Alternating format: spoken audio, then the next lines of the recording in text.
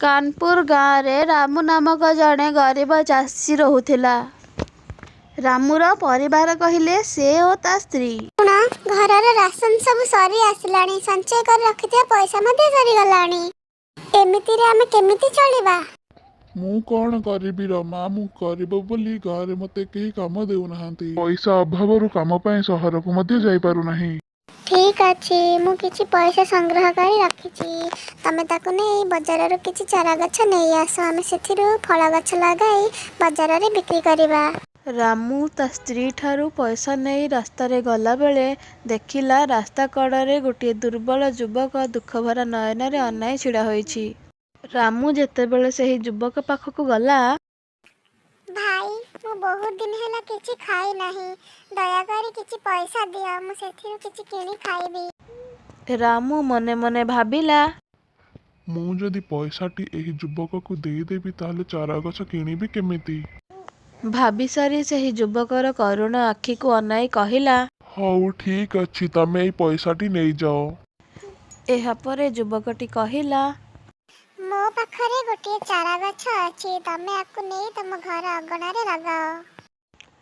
एहा परे रामू ठीक अछि बोली कही चारा गछटी को धरी घर को फेरी आसिला। स्टोरी रो नेक्स्ट पार्ट देखिया ପାଇଁ कमेंट करंतु एवं चैनल को सब्सक्राइब करंतु। कानपुर गाँव रे रामू नामक जड़े गरीब चाषी रोहुथिला। रामूर परिवार कहिले से ओ ता स्त्री घर राशन सब सरी आसलानी, संचय कर रखिथिया पैसा मध्ये सरी गलानी। एमिति रे आमे केमिति चलिबा? मु कौन करिबी रमा, मु करिब बोली गाँव मते केही काम देउ नाहांती। पैसा अभावरु काम पय शहर को मध्ये जाई पारु नाही। ठीक अछि, मु किछि पैसा संग्रह करी रखिछि। तमे ताको नै बाजार रो किछि चारा गछ नै आसो, आमे सेथिरु फल गछ लगाई बाजार रे बिक्री करिबा।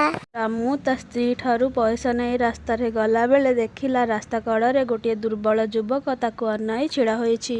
रामू जेतेबेले सेही युवक पाखकु गला, भाई मु बहुत दिन हैला किछि खाई नाही, दया करी किछि पैसा दिया, सेथिरु मु किछि किनी की खाइबी। रामू मने मने भाबिला, मु जदि पैसाटी एही युवक को देई देबी ताले चारा गछ किनिबी केमिति। भाबी सारी सेही युवकर करुण आखि को अनाई कहिला, हौ ठीक अछि, तमे एई पैसाटी नै जाओ। एहा परे युवकटी कहिला, मो पाखरे गोटे चारा गछ अछि, तमे आकु नै तम घर अगणा रे लगाओ।